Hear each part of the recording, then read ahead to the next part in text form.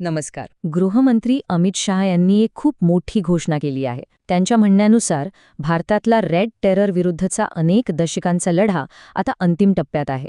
पण या दाव्यामध्ये नक्की तथ्य काय आहे? आज आपण सरकारच्या दृष्टिकोनातून ही संपूर्ण लढाई समजून घेऊया.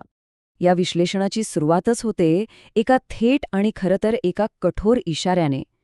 हे एक वाक्य सरकारची सशस्त्र बंडखोरीबद्दलची भूमिका अगदी स्पष्ट करतं. आता कोणतीही तडजोड केली जाणार नाही.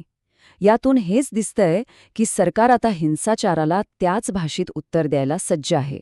चला तर सगळ्यात आधी रेड टेरर म्हणजे नेमकं काय आणि हा जो इतक्या दशकांपासून चाललेला संघर्ष आहे तो आहे तरी काय हेच आपण आधी समजून घेऊया. तर या भाषणानुसार नक्षलवादी चळवळीचं मूळ आहे डाव्या विचारसरणीच्या अतिरेकात, म्हणजे लेफ्ट विंग एक्स्ट्रीमिझममध्ये. ही एक अशी विचारधारा म्हणून मांडली गेली आहे जी फक्त हिंसेलाच प्रोत्साहन देते, आपल्या संविधानाला सरळ सरळ नाकारते आणि विकासाशी तर तिचा काही संबंधच नाही. ही समस्या किती मोठी होती याचा अंदाज रेड कॉरिडॉर या शब्दावरून येतो. जरा विचार करा, एकेकाळी हा प्रदेश तब्बल 12 राज्यांमध्ये पसरला होता. देशाचा 70% भूभाग आणि जवळपास 30 कोटी लोकसंख्या याच्या छायेत होती. केवढा मोठा आकडा आहे हा. आणि या संघर्षाची मानवी किंमत काय? भाषणात एका NGOच्या रिपोर्टचा हवाला दिला गेलाय आणि एक धक्कादायक आकडा समोर ठेवलाय. ह्या लढाईत अंदाजे 20,000 तरुणांना आपला जीव गमवावा लागलाय.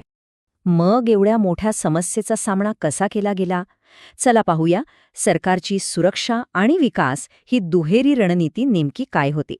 ही रणनीती खरं तर 2 आघाड्यांवर लढली गेली. एका बाजूला CAPF आणि कोब्रा बटालियनसारखी सुरक्षा दल सशस्त्र बंडखोरांवर थेट कठोर कारवाई करतात, आणि दुसऱ्या बाजूला प्रत्येक गावात विकास आणि कल्याणकारी योजना पोचवून लोकांच्या मनातली अन्यायाची भावना कमी करण्याचा प्रयत्न केला जातो. पण जे शस्त्र उचलतात त्यांच्यावर इतकी कठोर कारवाई का? यामागचा सरकारचा तर्क असा आहे की जे लोक सशस्त्र चळवळींना पाठिंबा देतात त्यांचा आपल्या संविधानावर विश्वास नसतो आणि ते संपूर्ण लोकशाही व्यवस्थेलाच आव्हान देत असतात. ठीक आहे, रणनीती तर पाहिली. पण ह्या रणनीतीचा परिणाम काय झाला? आता आपण बस्तरमधल्या विजयाच्या दाव्याकडे वळूया. गृहमंत्र्यांचा सगळ्यात मोठा दावा हाच आहे की भारतातला नक्षलवाद आता शेवटच्या घटका मोजत आहे. म्हणजे सरकारच्या मते हा संघर्ष आता संपण्याच्या अगदी जवळ आला आहे. आणि हा दावा सिद्ध करण्यासाठी छत्तीसगडमधल्या बस्तर प्रदेशाचं उदाहरण दिलं गेलंय.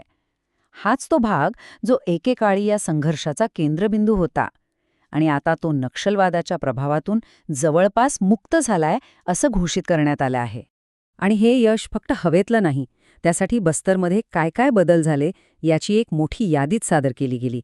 तिथे आता शाळा बांधल्या जात आहेत, रेशनची दुकानं उघडली आहेत, हॉस्पिटल सुरू झाली आहेत, लोकांना आधार कार्ड मिळत आहेत, रेशन कार्ड मिळत आहेत, मोफत धान्य, गॅस कनेक्शन, म्हणजे ज्या मूलभूत सुविधा आहेत त्या आता लोकांपर्यंत पोहोचतायत. भाषणामध्ये नक्षलवाद मुक्त शासन स्थापित करण्याचं पूर्ण श्रेय देशाच्या सुरक्षा दलांना देण्यात आलंय. त्यांच्याच प्रयत्नांमुळे हे मोठं यश मिळालंय असं अगदी स्पष्टपणे सांगितलं गेलं आहे. चला आता या संघर्षाच्या राजकीय आणि वैचारिक पैलूकडे वळूया, जिथे थेट आरोप प्रत्यारोप झालेले दिसतात. इथे एक खूप मोठा आरोप केला गेलाय, तो म्हणजे काही लोक आपल्या विचारसरणीचा वापर करून आदिवासी भागांपर्यंत विकास पोहोचूच नये यासाठी सक्रियपणे प्रयत्न करत आहेत. आणि मग येतो एक थेट राजकीय प्रश्न.